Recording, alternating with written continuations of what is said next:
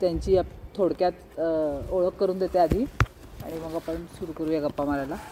तर वर्षा चौधरी, तिला मी भेटले त्याला आता 37 वर्ष झाली.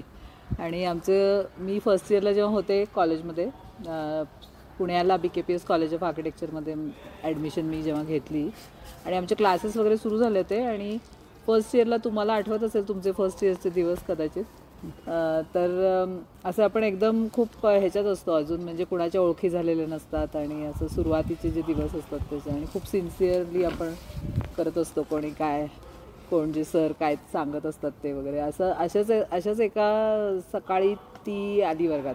म्हणजे आमचं ऑलरेडी 2-1 आठवडे कॉलेज झालं असेल. तर मग तेव्हा हळूहळू ओळख झाली आणि ती पण त्यावेळेला मला वाटतं हॉस्टेल शोधत होती आणि कोणी आहे का वर्गात हॉस्टेलमध्ये राहणारं.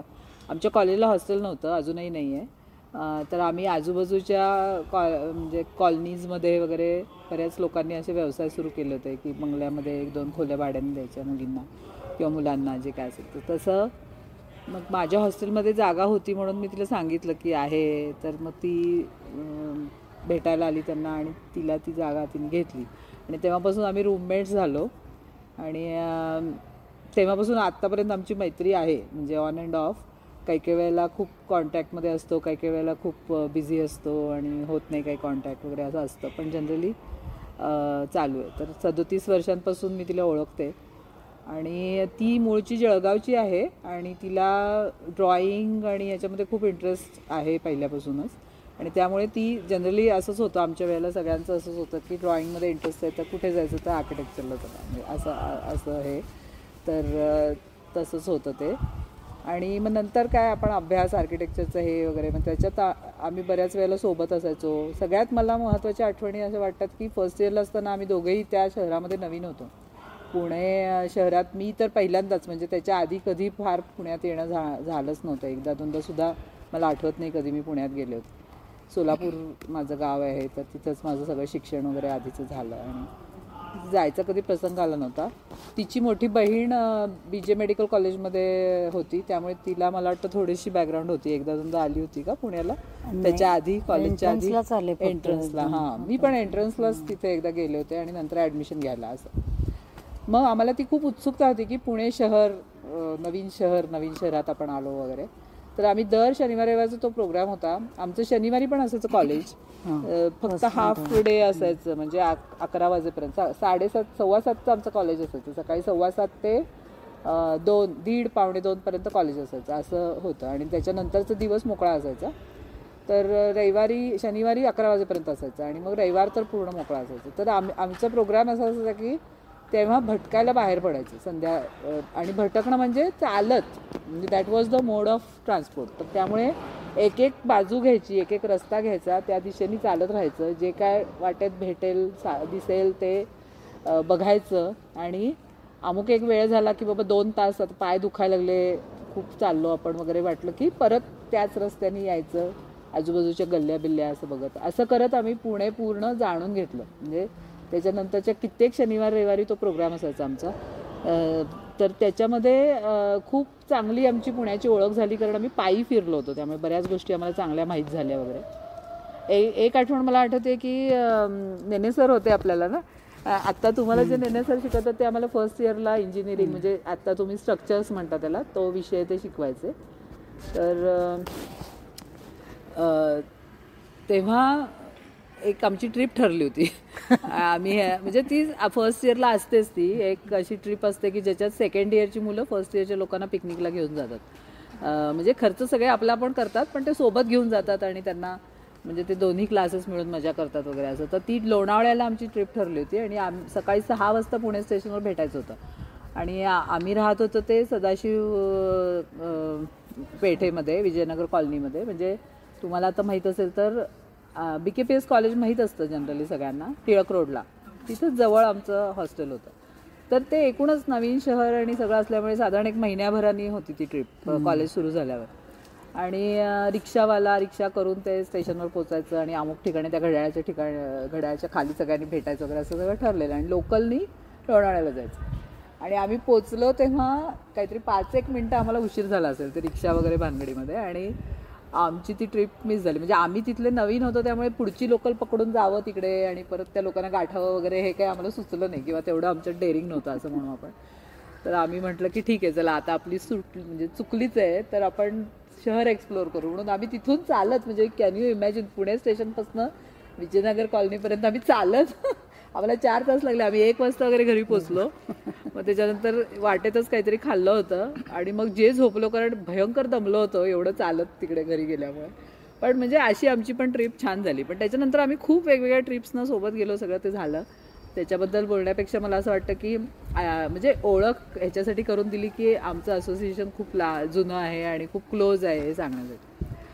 मग नंतर BArt झाल्यानंतर तिने IIT मुंबईमध्ये काही दिवस काम केलं. IDCमध्ये होती ती आणि मग त्याच्यानंतर तिने ठाण्याला तिची प्रॅक्टिस सुरू केली. ते लोक ठाण्याला शिफ्ट झाले लग्नानंतर आणि मग तिथे तिने बरीच कामं केली इंटिरियर डिझाईनमध्ये. मला वाटतं मॉन्जिनीज त्यावेळेला चेन होती ती मॉन्जिनीजची चेन होती.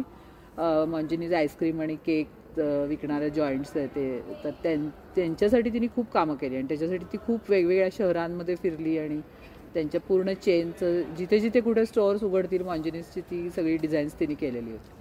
आणि मग नंतर ती बेंगलोरला शिफ्ट झाली म्हणजे मिस्टरांचं जॉब तिकडे होता म्हणून तिकडे शिफ्ट झाली आणि मग तिथे मात्र पूर्ण कल्चर वेगळं आणि ह्या सगळ्या गोष्टींमुळे जरा तिला त्रास व्हायचा तिथे बेंगलोरमध्ये सुरुवातीला. पण आता ती बऱ्याच चांगली रुळली आहे तिथे. आणि मध्ये काही वर्षांपूर्वी म्हणजे करोनाच्या जस्ट आधी मला वाटतं 2019मध्ये आम्ही मिळून भोपाळच्या ट्रिपला गेलो होतो. भोपाळ भीमबेटका सांची आणि असं सगळं तो बघितलं. तर त्यावेळेला ती पण आमच्यासोबत होती आणि तेव्हा आर्किओलॉजीचे काही लोक होते. सोलापूर विद्यापीठात आर्किओलॉजीचा कोर्स चालतो तर त्या स्टुडंट्स आणि फॅकल्टीज असे सगळेजण ते पण होते त्याच्यात. तर त्यावेळेला तिला ते आर्किओलॉजीचं सगळं हे कळलं आणि खूप इंटरेस्टिंग वाटलं. तर तेव्हा तिने MA आर्किओलॉजी केलं एवढ्या सगळ्या वर्षांनंतर. तर MA आर्किओलॉजी तिचं पूर्ण झालं आणि गोल्ड मेडल पण तिला म्हणजे जवळपास मिळालं असं म्हणूयात आपण. काहीतरी टेक्निकल एरर्समुळे ते गोल्ड मेडल तिचं हुकलं. पण मला एवढं सांगायचं की चांगल्या पद्धतीने तिने ते शिकलं सगळं आणि मग त्याच्यातून इंटरेस्ट डेव्हलप झाला म्हणून आता ती टेम्पल आर्किटेक्चरमध्ये PhD करते. उत्तर महाराष्ट्र जळगावची बहिणाबाई चौधरी विद्यापीठ आहे जळगावला. तिथून ती टेम्पल आर्किटेक्चरमध्ये PhD करते आणि गेले 2 वर्षापासून तिचा तो सगळा अभ्यास चालू आहे आणि त्याच्यामध्ये पेपर्स पण तिने बरेच प्रेझेंट केले.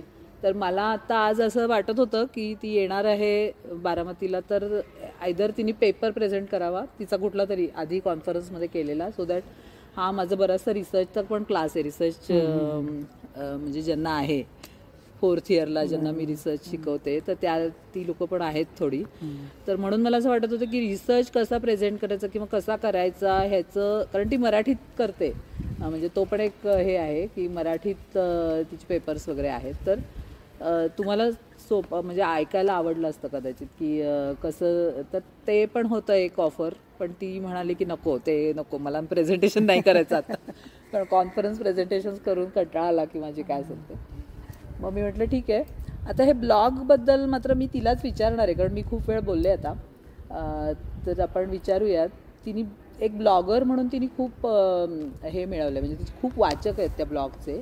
तुम्हाला सगळ्यांना ब्लॉग माहिती आहे ना ज्याच्यामध्ये व्हिडिओज म्हणजे काय फोटोग्राफ्स पण असतात पण लिहिलेलं असतं. Generally it is an series of articles. तर त्या ठिकाणी ते ब्लॉगचा ॲड्रेस असतो आणि तुम्ही त्याला सबस्क्राईब करू शकता आणि मग ते पुढचे लेख सगळे वाचू शकता वगैरे. तर तसं तो तिचा ब्लॉग आहे आणि त्याला खूप वाचक लाभलेत. खूप वाचक प्रेम करतात त्या सगळ्या ब्लॉगवर वगैरे. तर ते मी तिला विचारते की याची सुरुवात कशी झाली या ब्लॉगची किंवा ब्लॉग सुरू करावा असं कसं हे झालं. खरं तर ब्लॉग शब्दही मला माहीत नव्हता 2018पर्यंत. पण लिहिण्याचं खूप होतं पहिल्यापासनं लहानपणापासून काहीतरी लिहायचं आहे काहीतरी लिहायचं आणि पुन्हा महिला स्वातंत्र्य किंवा जे काय अत्याचार होतात ते आजूबाजूला बघतो त्याच्यावर पण खूप. पण तितक्या लहान वयात ते लिहिण्याचं अजून काही हे आलेली नव्हती म्हणजे मॅच्युरिटी म्हणा किंवा जे लिहायला एक तुम्हाला बेस तर तो काही झालेला नव्हता. त्याच्यामुळे ते राहत होतं. मग डायरी लिहिणं किंवा छोटं काहीतरी लिहिणं असं चाललेलं होतं तोपर्यंत. आणि मला आठवतं जसं पत्र लिहिणं, आम्ही एकमेकींना खूप लांब लांब पत्र लिहायचो अजून त्यावेळेला. अगदी गेल्या 4-5 वर्षापर्यंत पण पत्र लिहिली आम्ही. व्हॉट्सअप नंतर मला वाटतं ते पत्र लिहिण्याचं हे बंद झालं. आणि लिहिल्यानंतर त्याचे फोटो काढून मग ते पाठवलं, पण लिहूनच पाठवली पत्र आतापर्यंत. अहमदाबादचं शेवटचं होतं मला वाटतं, त्याच्यानंतर नाही लिहिलं. तर ते असं चालू होतं, पण ते त्याला सुरुवात काही होत नव्हती. आणि त्याच्या मधल्या काळामध्ये वाचन वगैरे चालू होतं खूप. अशी कुठलीही गोष्ट एकदम आकाशातनं पडत नाही असं सगळेजण. आता एक साधं उदाहरण सांगते. ज्ञानेश्वरांनी ज्ञानेश्वरी कधी लिहिली वगैरे हे सगळं तुम्हाला माहीत असेल, पण ती कशी लिहिली, किती वेळ लागला, आणि तो चमत्कार होता का? नाही, तो चमत्कार नव्हता. पण बऱ्याच लोकांना असं वाटतं त्यांनी इतके छोट्या वयात लिहिली म्हणजे चमत्कार होता काहीतरी, आणि मग त्यांनी घडाघडा लिहिली आणि झालं. तसं नव्हतं ते. तर त्याच्या मागे त्यांचा खूप अभ्यास होता, तितक्या वर्षांचा, म्हणजे जितके वर्ष त्यांचं वय होतं तोपर्यंत. आणि ते म्हणजे आता हे सगळं डिटेलात मी जात नाही. त्या सगळ्या अभ्यासामुळे त्यांनी ते लिहू शकले बेसिकली. ते काय असं एक दिवस आभाळातनं खाली पडलं वगैरे असं काही झालेलं नाही. आणि त्या अभ्यासामुळे त्यांना ते लिहिता आलं. तर आता माझं सगळं वाचन वगैरे चालू होतं, आणि मी या वाचन करताना स्वतःचं पुस्तक असलं की त्याच्या खाली आवडलेल्या ओळीखाली, पॅरेग्राफखाली, शब्दाखाली अंडरलाईन करत असे, की मला कधीच पुस्तक वाचायला वाटलं किंवा त्या ओळी वाचाव्याशा वाटल्या तर पटकन सापडतात आवडीच्या ओळी. नंतर काही पुस्तकं लायब्ररीची, काही कुणाकडनं आणलेली वगैरे अशी असत. मग त्याच्यातलं सरळ लिहूनच काढायचं, एक ओळ असो की 4 पेजेस असो की काही असो. आणि ते सगळं आवडीचा भाग सगळा लिहून असं बरंच ते हे तयार झालं, बाडच तयार झालं आहे अजून ते. मग वाटायला लागलं आपण हे लिहितो, आपण हे वाचतो, पण काही जवळच्या लोकांना निदान हे चांगलं वाचायला द्यावं, जी पुस्तकं नाही वाचायचा कंटाळा करतात. तर मग मी एक हे सुरू केला बऱ्याच वर्षापासून प्रकल्प. राखी पौर्णिमा असते. माझं आता माहेर लांब असल्यामुळे मी प्रत्यक्ष कधीच जाऊ शकत नाही, तर मी ते पोस्टाने राखी पाठवते.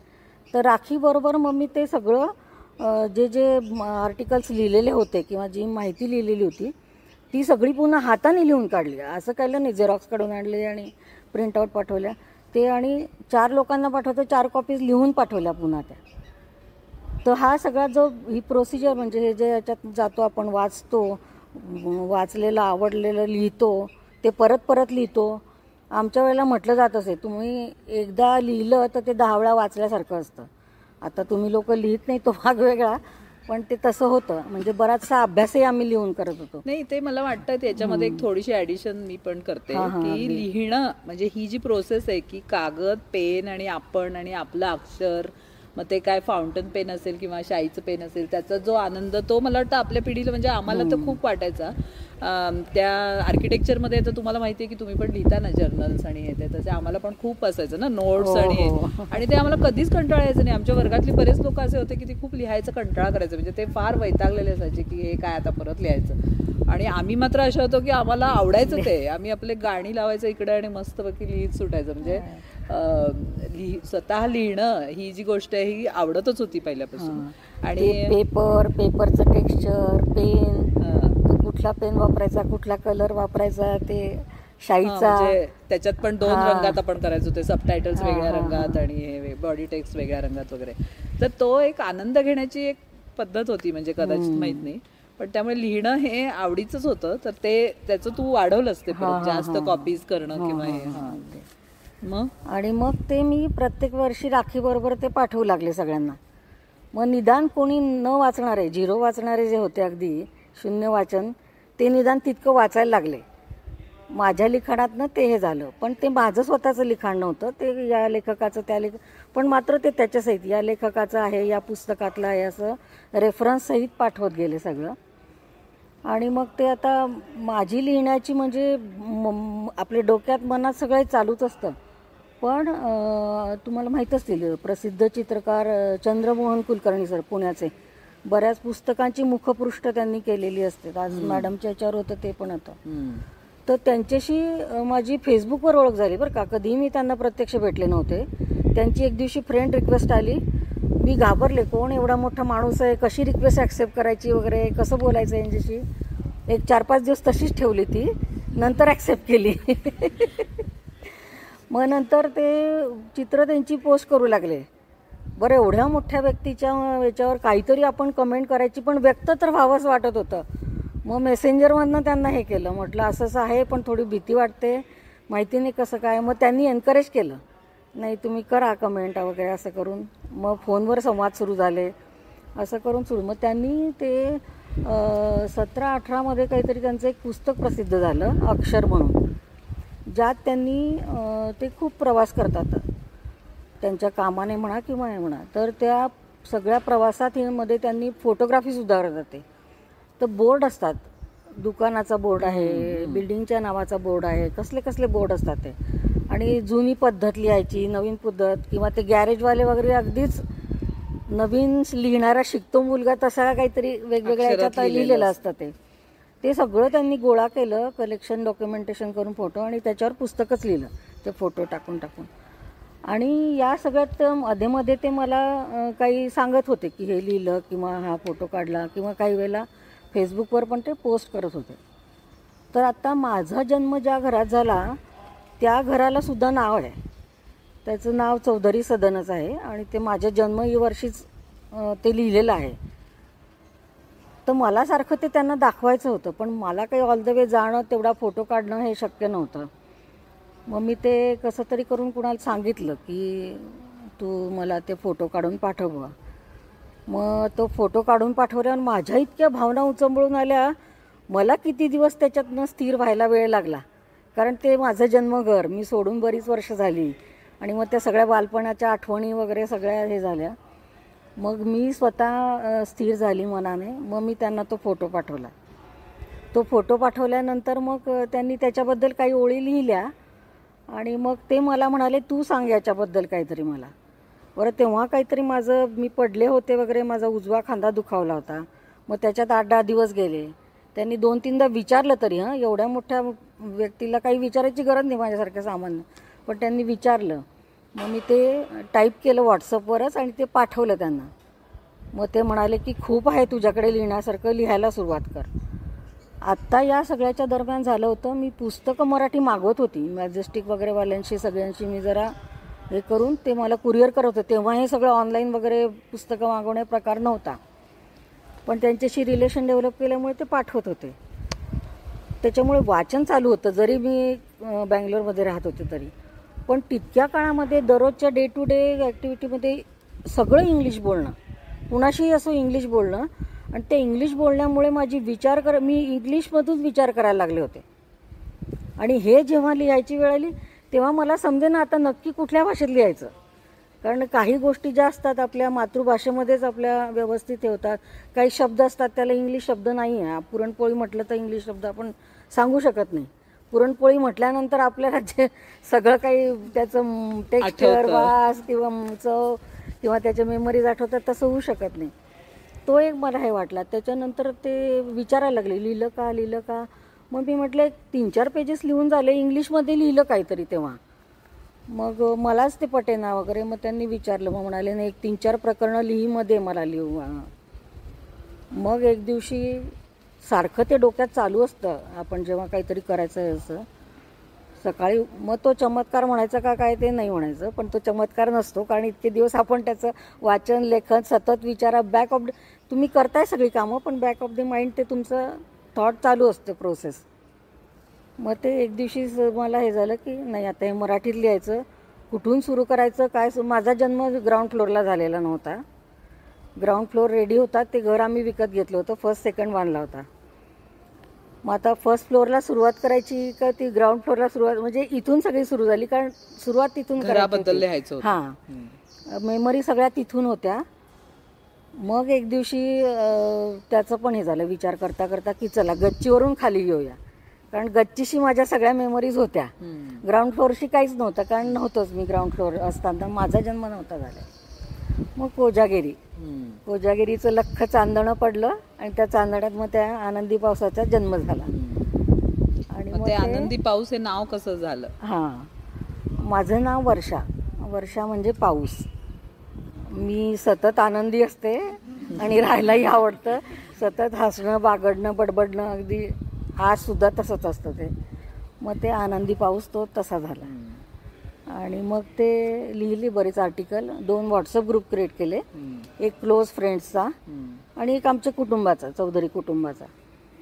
तेवढ्या याच्यावर फक्त 2 ग्रुप्सवर टाकत होते आणि सरांना.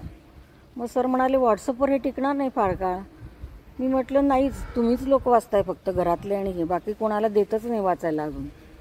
मग त्यांनी मला सांगितलं की ब्लॉग कर, त्याला लाईफही राहील आणि ते सगळीकडे जाईल. पण माझ्या मग डोक्यात चाललं होतं किती लिहील मी आर्टिकल लिहून लिहून, तेवढे आपण एक पुस्तक छापायचं. घरात चौधरी फॅमिलीची किती निगडीत आहे तेवढी यादी काढली, 100 लोक झाले, 100 लोक पुस्तकाची यादी करून तेवढी छापूया, प्रत्येकाला एक एक देऊया, इथपर्यंतच माझी हे होती मजल विचारांची. पण त्यांनी ते ब्लॉग सांगितलं, म्हटलं माहिती नाही काय, म्हणे कुणालाही विचार किंवा तू गुगल कर आणि हे कर.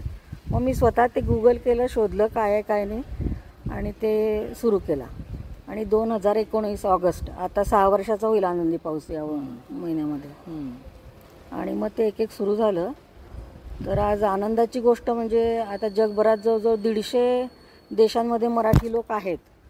त्याच्यापैकी 70-75 देशांमधून वाचले जातं लोक. आनंदी पाऊस तिथपर्यंत पोहोचला आहे. म्हणजे जे 100 लोक पुस्तकं वाचतील एवढा विचार करून हे केला होता, ते आता निदान ते 70+ देशांमध्ये गेला. त्याचा आनंद आहे मला. बेस्ट. तर ते आनंदी पाऊस म्हणजे मी ती म्हणाली तसं ती पाठवत होती सुरुवातीपासून आणि वाचत होतो आणि आम्ही त्याला कॉमेंट्स देत होतो आणि प्रत्येकाचं असं होत होतं की अरे हे आपलंच म्हणजे हे, मग म्हणजे तो लेख चांगला झाला आहे किंवा नाही याच्याबद्दल कॉमेंट करायच्या ऐवजी प्रत्येकजण आपल्या आपल्या मेमरीज सांगायला सुरुवात करायची. म्हणजे तिने कोजागिरीची मेमरी सांगितली की सगळ्यांना आपल्या आपल्या कोजागिरी, आपल्या लहानपणी आपण काय करायचो आपण असं सगळं आठवायला लागायचं आणि ते सांगायला आवडायचं, म्हणजे सांगायला लागायचं. म्हणजे पण म्हणजे थोडक्यात मला असं वाटतं की त्या ब्लॉगमधून तिने जाणीव करून दिली की ते त्या आठवणी आपल्याला सगळ्यांनाच असतात आणि त्याच्याकडं म्हणजे त्या महत्त्वाच्या आहेत. त्याच्याकडं त्यात काय लिहायचं किंवा त्यात काय वाचायचं किंवा काय कोणाच्या आठवणी वाचायच्या असं न बघता जर ते आपण आपल्या संपूर्ण भावविश्वाचा एक भाग आहे अशा पद्धतीने बघितलं तर त्याला खरंच व्हॅल्यू आहे. आता जसं म्हणतात, ती म्हणाली तसं 70+ देशांमधल्या लोकांनी वाचलं आणि एवढ्या सगळ्या म्हणजे ते सगळे म्हणजे मराठी लोक तिकडेपर्यंत पोचलेत आणि ते सगळे त्या एका ह्याच्याशी कनेक्ट होत आहेत. ही खूप खरंच मोठी आणि छान गोष्ट आहे. पण कोजागिरीपासून सुरू झालं आणि चौधरीचं त्यांच्या आठवणी सांगितल्या, तसं खूप विषय त्याच्यामध्ये हाताळले गेलेत. मला वाटतं त्याच्या अशा सिरीज पण झाल्यात. तर त्या कुठल्या कुठल्या ते पण आम्हाला ऐकायला आवडेल. आता थोडंसं हे आठवणी हा शब्द वापरला तर त्या आठवणी आहेतच. पण आता मी 2 गोष्टी सांगते, इतिहास आणि वारसा. इतिहास बहुतेक माझा पण नावडता विषय, एकदम नावडता विषय. बहुतेकांचा तो नावडता असतो, तर माझासुद्धा तसाच होता. पण इतिहास म्हणजे आपण काय शिकतो, राजे, लढाया आणि हा प्रदेश जिंकला तो प्रदेश. पण सामान्य जनता होती तेव्हासुद्धा, ती काय करत होती, काय कपडे घालत होती, काय खात होती, कुठले सण साजरे करत होते, कशा पद्धतीने करत होते, कुठला पदार्थ करत होते, हे सगळं आपल्याला माहीत नसतं. कारण आपण तेवढ्यातच राहतो आणि तो कंटाळतो मग सोडतो विषय. तर माझे गुरु डॉक्टर रामचंद्र मोरीमर्चीकर म्हणून आहेत, औरंगाबादला असतात ते. आता खूप 87-88 वय आहे त्यांचं. पण आणि ते एक महत्त्वाचे आर्किओलॉजिस्ट आहेत ह्याच्यातले, महाराष्ट्रातले किंवा देशातले म्हणूयात आपण, जगातले. ते म्हणजे हे जागतिक कीर्तीचे आहेत ते. त्यांना जलपुरुष हे एक बिरुद आहे, संस्कृती पुरुष हे एक बिरुद आहे आणि इतिहास आणि पुरातत्व संशोधक असे त्यांच्या नावापुढे. जे त्यांचं नाव छोटं, बिरुदच मोठी राहतात. म्हणजे पूर्वी आपण जे राजा महाराजांच्या नावाच्या आधी बिरुद पाहिली ती त्यांची, आणि ती खऱ्या अर्थाने त्यांनी म्हणजे त्यांनी तितकं काम केल्यामुळेच त्यांना ती बिरुद मिळाली. आणि त्यांनी एक पुस्तक लिहिलं, जलसंस्कृती, भारतीय जलसंस्कृती म्हणून. त्या पुस्तकाला 5वा वेद म्हटलं जातं. आपण 4 वेद शिकलेलो आत्तापर्यंत, माहितीचे आहेत म्हणजे आपल्याला, तर त्याला 5वा वेद म्हणजे इतक्या उच्च याचं काम आहे ते.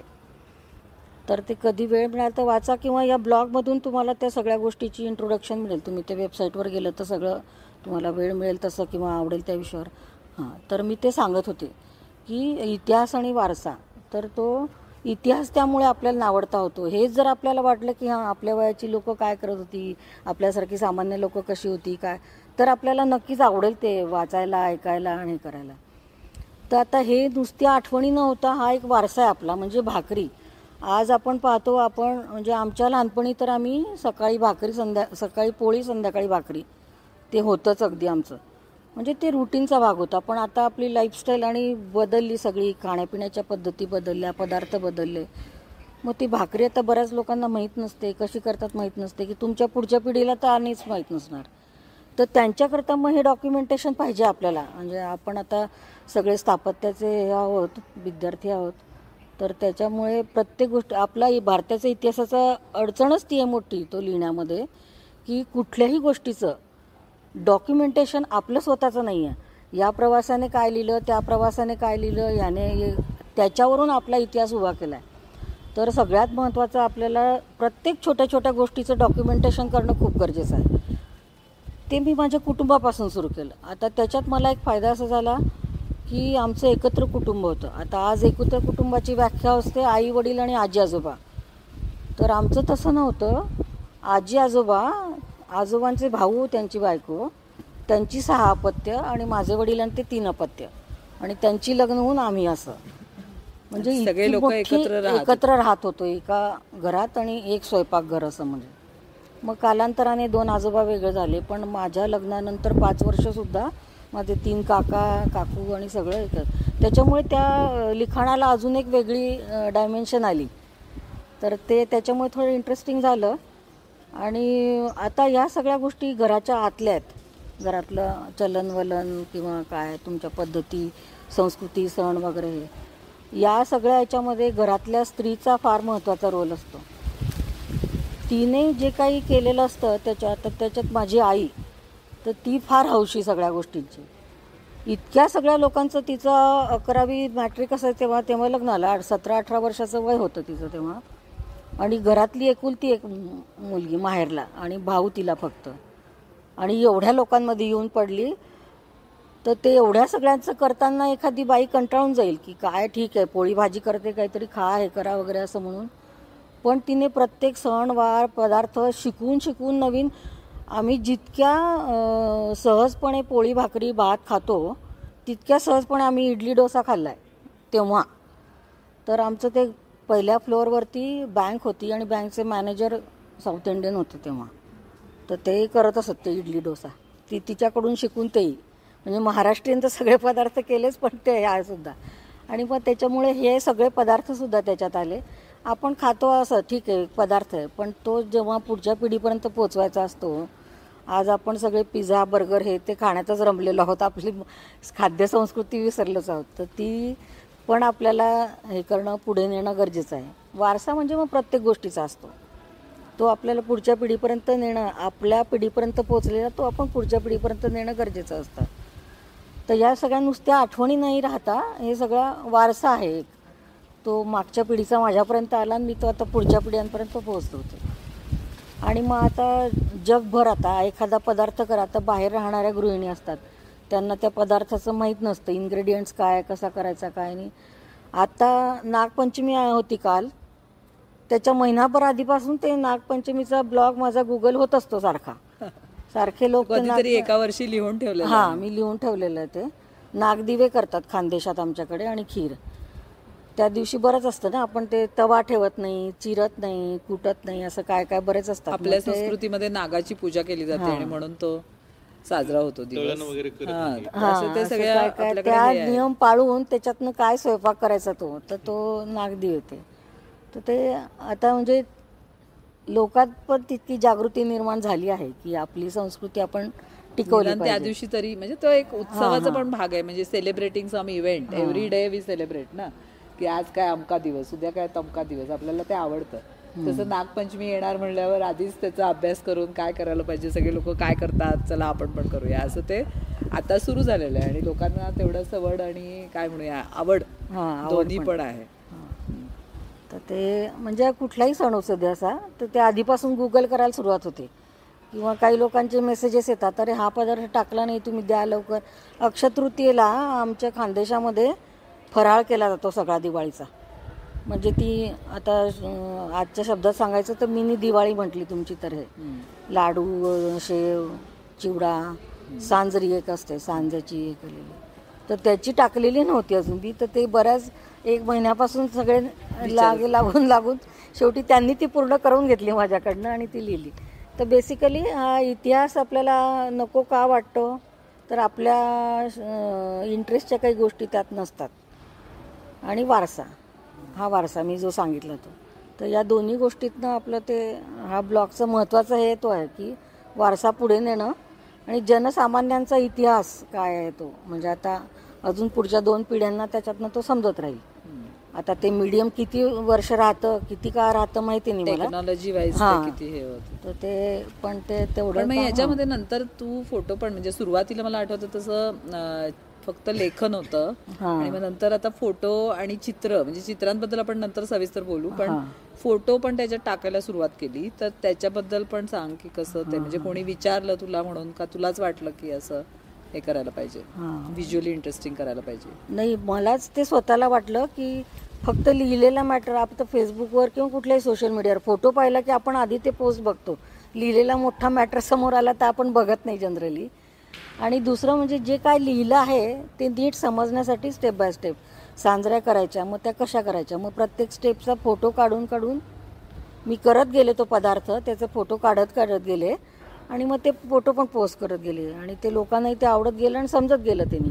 त्याच्यामुळे ते फोटो मिळाल्याशिवाय ते पोस्ट केला गेला नाही ब्लॉग कुठलाही, तो एक महत्त्वाचा भाग झाला. आणि चित्र असं मी मोठं काही थोर चित्रकार वगैरे असं काही नाही आहे.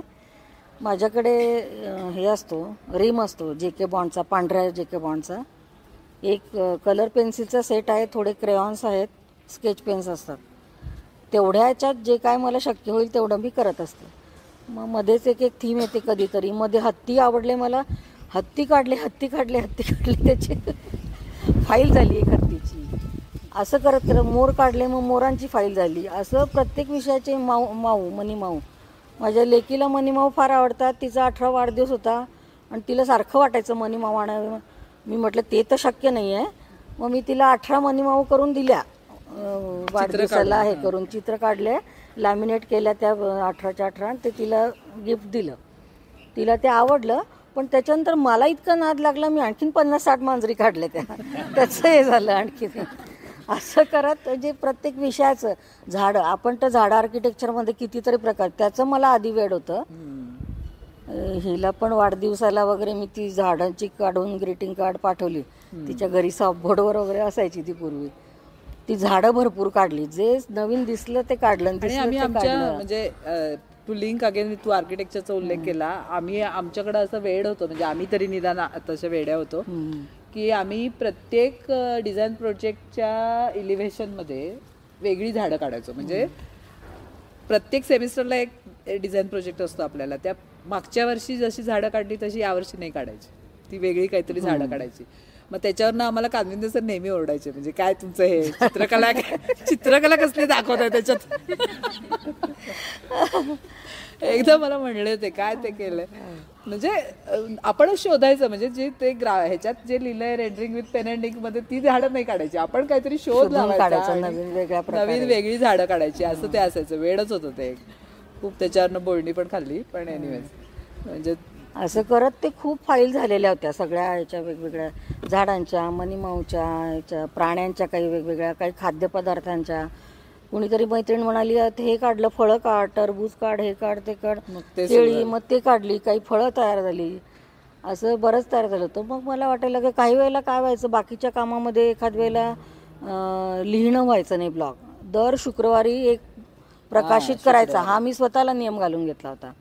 त्याच्यामुळे ते रेग्युलर झालं सगळं आणि होत गेलं आत्तापर्यंत. पण मग काही वेळेला होत गेलं मध्ये, मग मला वाटलं हे सगळी काढली तर निदान दाखवू, ज्यांना आवडतील ते बघतील, नाही ते राहतील आहे.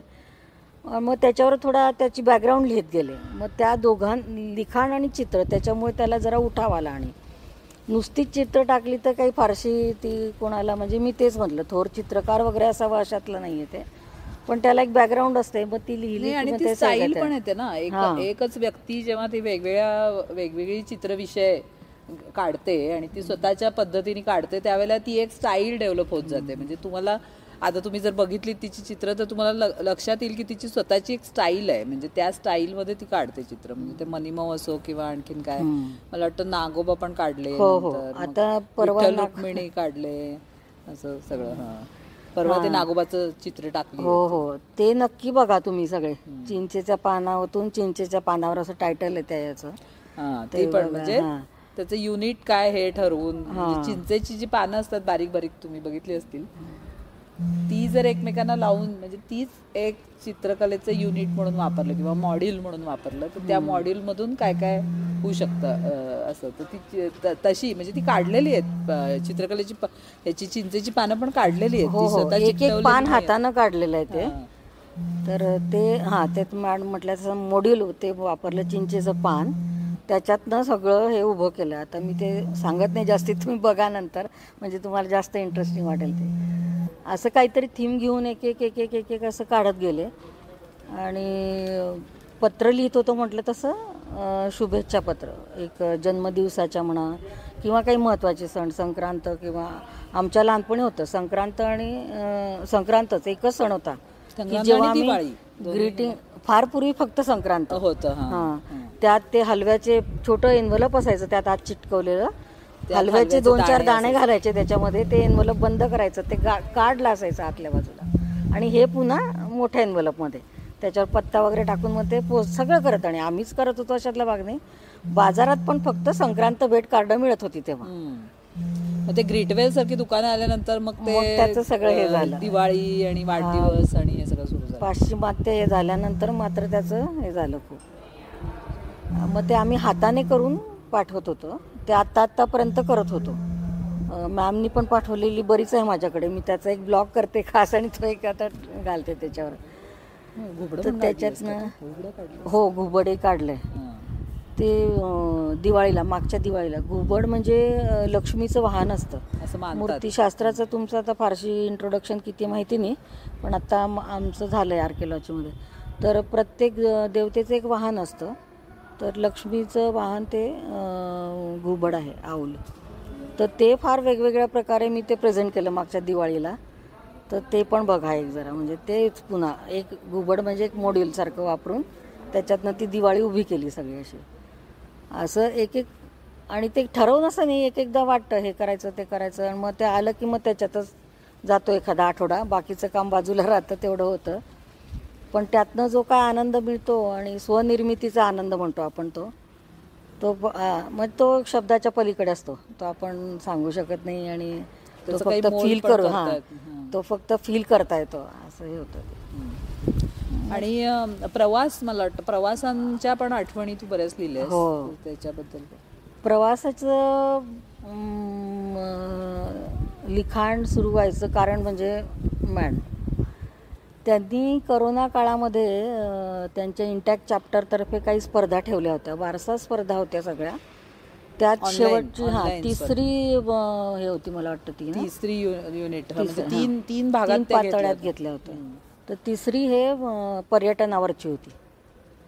मग तेव्हा मी ते वास्तू आणि हे असं त्याच्याबद्दल होतं. तर तेव्हा मी पाठवल्या 5-6 एंट्रीज.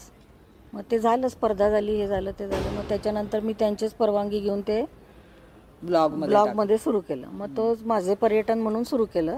तो आजतागायत चालू आहे. मग पर्यटन बरंच करते, पण त्याच्या मानाने लिखाण प्रत्येकावर होतच असं नाही.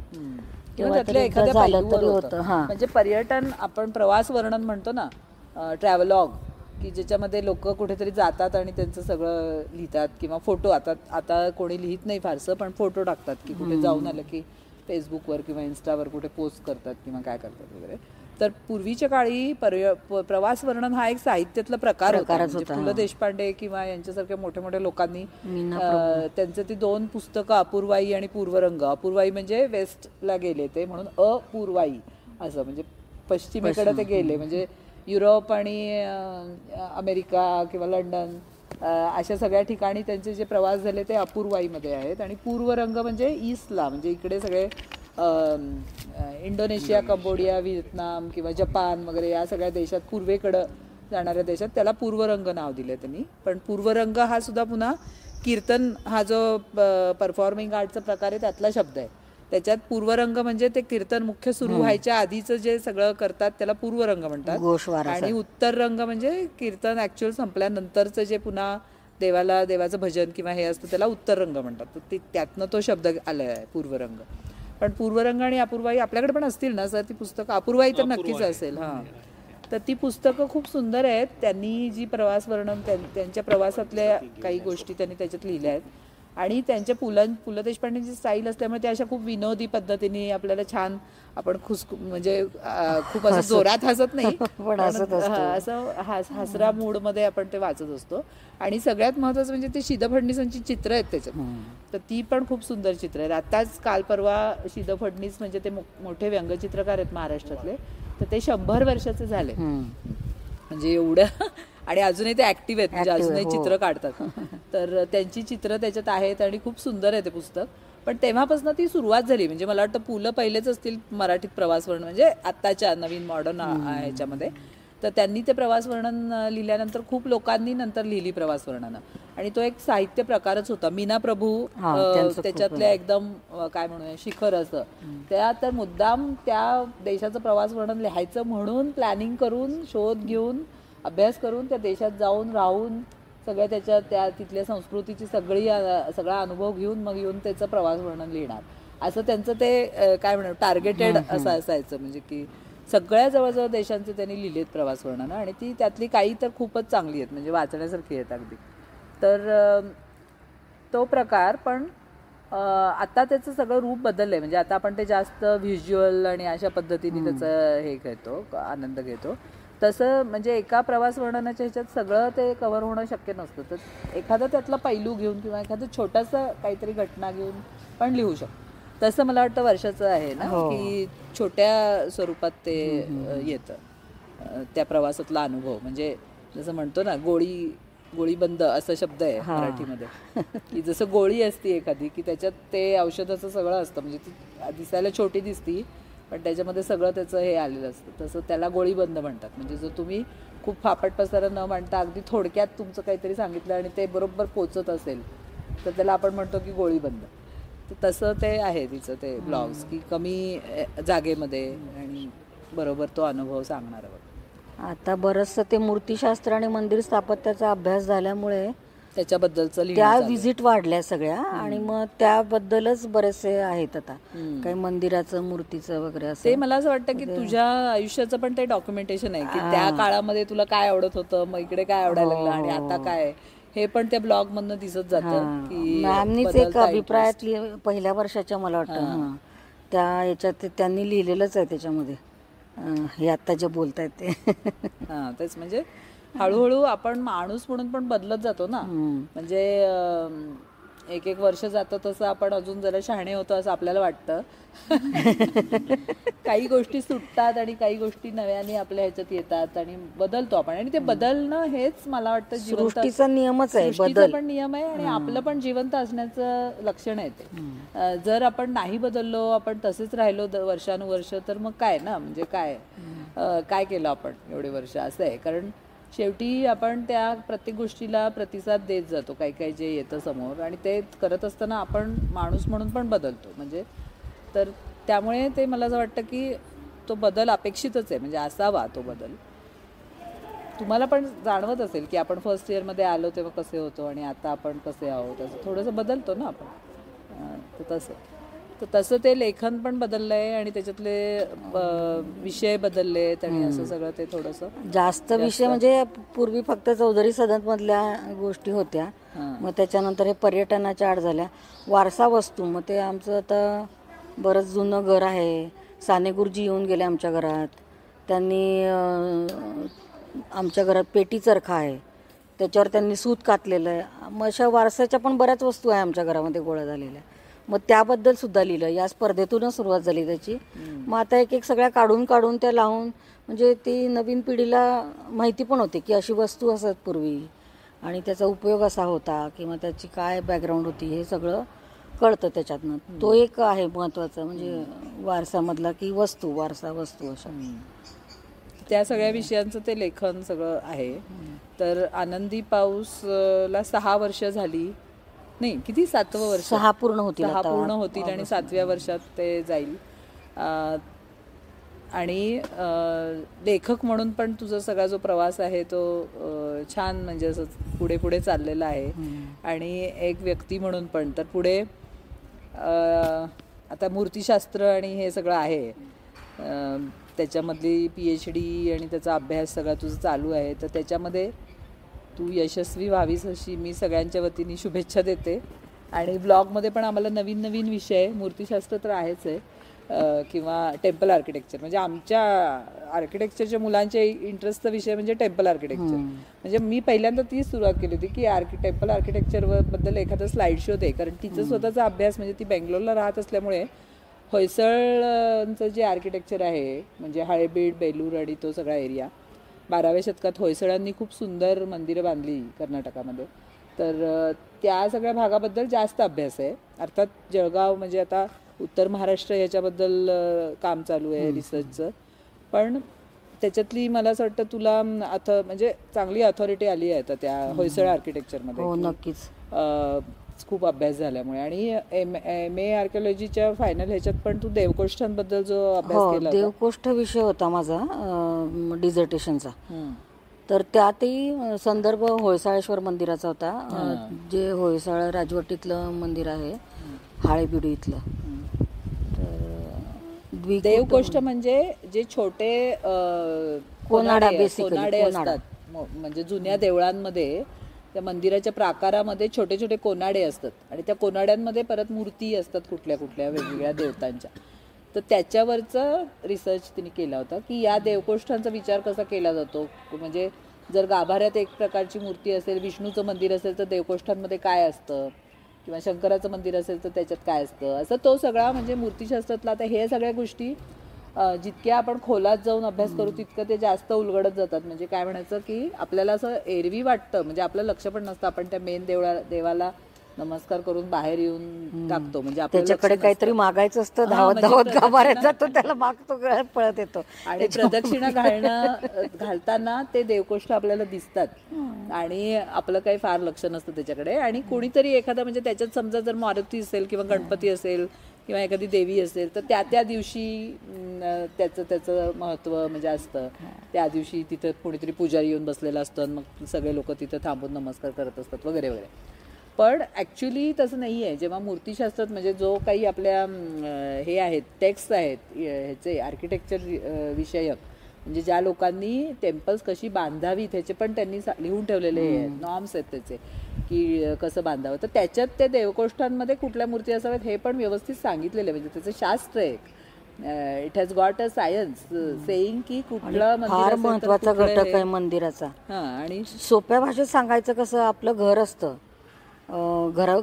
घराच्या प्रमुखाची बेडरूम मोठी, त्याला अटॅच टॉयलेट वगैरे असं असतं. तसं मंदिराचं कसं असतं, मुख्य देवतेसाठी मूळ गाभारा आणि मग बाकी परिवार देवता ज्या असतात त्यांच्यासाठी छोटी छोटी देवकोष्ठ. इतकं सिंपल आहे ते. आणि काही जर एखाद्या राजाकडं किंवा ज्यांनी कोणी मंदिर बांधलं त्याच्याकडे जास्त जागा असेल आणि जास्त फंड्स असतील तर तू त्याची सेपरेट मंदिरं पण बांधतो. म्हणजे अशी पंचायतन मंदिरं पण आपल्याकडे खूप आहेत की मूळ देव मेन ह्याच्यामध्ये आणि 4 बाजूनी 4 वेगवेगळी देवळं आणि सगळं मिळून त्याचं पंचायतन होतं. पाच देवळं होतात त्याची. अशी पंचायतन मंदिरांची पण आपल्याकडे हे. आणि त्याचं अर्थात कारण वेगळं आहे की भांडणं होत होती वैष्णव आणि शैवांमध्ये. तर शंकराचार्य जे होते आपले त्यांनी ते एकत्र केलं सगळं, अद्वैताचा मार्ग होतो तेच. आणि त्यांनी सांगितलं की सगळे तुम्ही कोणी शंकराची करताय, कोणी विष्णूची करताय, कोणी कमी जास्त नाहीये. पण एक काळ असा होता आपल्याकडे, म्हणजे क्रुसेड्स फक्त ह्याच्यात झाली युरोपमध्ये असं नाहीये, आपल्याकडे पण झाली की शैव लोक वैष्णवांना म्हणजे विष्णूची पूजा करणाऱ्या लोकांना मारायचे किंवा त्यांच्यामध्ये युद्ध व्हायची, एकमेकांची देवळं तोडायचे. म्हणजे काय तोडणं फक्त दुसऱ्या धर्माच्या लोकांनी नाही केलेलं, आपण पण आपली आपली देवळं तोडली आहेत दोन ह्याच्यात भांडून. मग शंकराचार्य आले आणि त्यांनी सांगितलं की हे बंद करा तुम्ही आणि सगळ्याच देवता सारख्या आहेत सगळ्यांचीच पूजा करा. मग ते सुरू झालं की शंकराचं देऊळ असेल तर पंचायतांमध्ये विष्णू पण असेल किंवा विष्णूचं देऊळ असेल तर बाहेर शंकराचं देऊळ. म्हणजे सगळेजण सुखाने म्हणजे काय म्हणूया समजुतीने एकमेकांमध्ये सौहार्दाने राहा, सगळे देव एकच आहे वगैरे हे सगळं शंकराचार्यांनी सांगितल्यावर कळलं आणि मग परत सगळं नॉर्मल चालू झालं. पण त्यामुळे ती पंचायतन मंदिरं म्हणजे ती लगेच त्याचं डेटिंग कळतं आपल्याला की ते शंकराचार्य नंतरची देवळं आहेत. जेव्हा तुम्हाला असे 5 हे दिसतात ते. आणि देवकोष्ठवाली देवळं तर आहेतच म्हणजे. तर त्या देवकोष्ठांवरती तिचा खूप अभ्यास आहे आणि त्याच्याबद्दलचं पण आपल्याला ऐकायला आवडलं असतं, पण कधीतरी आता परत. हो अगदी नक्की, तुम्हाला आवडेल ते कधीतरी परत येऊन एक एक विषय मला आवडेल तुमच्याशी बोलायला. हां, तर आज आता ते आपल्या रीडर्स क्लबमध्ये त्यांनी आपल्याशी गप्पा मारल्या. आणि ब्लॉग, मला मुख्य हे तुम्हाला सगळ्यांना सांगायचं होतं की साधं वाचक असणं आणि मग त्याच्यातून लेखक होणं हा प्रवास किती इंटरेस्टिंग आहे ते त्यांनी आपल्याला सांगितलं. आणि त्याच्यामध्ये असं काही फार आपल्याला मोठं काम आहे ते असं पण नाही. किती सहजपणे एखादी गोष्ट आपल्या मनात आली आणि आपण ती कोणाला तरी लिहून कळवली, सांगितली, हे अशा इतक्या सहजपणे तो ब्लॉग ते लिहित गेले. आणि तसं ते आहे आणि तुम्हाला पण आवडेल. तुम्ही कधी बघा, आनंदी पाऊस म्हणून तुम्ही टाईप केलं तर तुम्हाला तो ब्लॉगवर जाता येईल आणि त्याच्यात मग ती सगळी चित्र आणि सगळ्याच गोष्टी बघता येतील. तर मी त्यांना त्यांच्या PhDसाठी शुभेच्छा देते आणि सगळ्यांच्या वतीने थँक्यू म्हणते. काय झालं? तर तुम्हाला कोणाला काही विचारायचं नाही ना? ठीक आहे, चालेल. मग आपण थांबूया तिथे आणि परत या म्हणून आमंत्रण द्यायचं त्यांना. परत कधीतरी. तुम्हा सगळ्यांचे आभार मानते, मॅमला पण. मी काय आभार नाही मानले, फार नको आम्हाला. मला इथे तुमच्या सगळ्यांबरोबर संवाद साधण्याची संधी दिली, आवडलं मला. मी ते कधीच बघत होते की कधीतरी मला बोलायला मिळेल वगैरे म्हणून. पण आता तुम्हाला आवडलं असेल तर मी नक्की येईल वारंवार वेगवेगळे विषय घेऊन. अगदी छान झालं सेशन.